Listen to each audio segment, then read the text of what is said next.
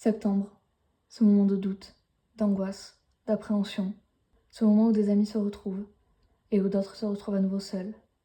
Seuls, avec leur boule au ventre, la gorge nouée, avec cette nausée qui nous accompagne, avançant vers une destinée que l'on ne souhaite pas, que l'on ne veut plus.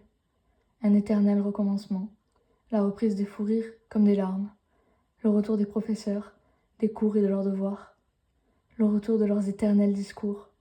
Il faut dire que, ne nous connaissant pas, ils sont les mieux placés pour savoir ce qui est bon pour nous. Vous ne savez pas, vous doutez, eux ils sauront ce qui est bon. Mais verront-ils, comprendront-ils les écarts, les mauvaises notes, les absences, la fatigue? Non, évidemment que non. Et pourtant, tout est le fruit de leur travail, de leurs devoirs, de leurs oraux, de leurs examens, de cette pression incessante, de cette normalité parfaite qu'il faut suivre sans réfléchir. Verront-ils la solitude, le désespoir, l'angoisse, le découragement, les appels à l'aide lancés aussi vite qu'ils sont oubliés?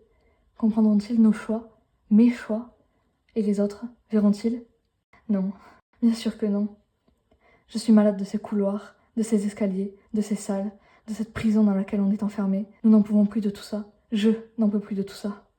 Mais une fois encore, nous subirons, nous nous tairons, nous vous écouterons, nous souffrirons en silence, nous arrêterons de dormir à cause du stress, nous nous lèverons tôt pour prendre le bus, nous travaillerons de 8h à 18h, puis nous reprendrons le bus, puis nous ferons chacun de vos devoirs comme de bons petits soldats.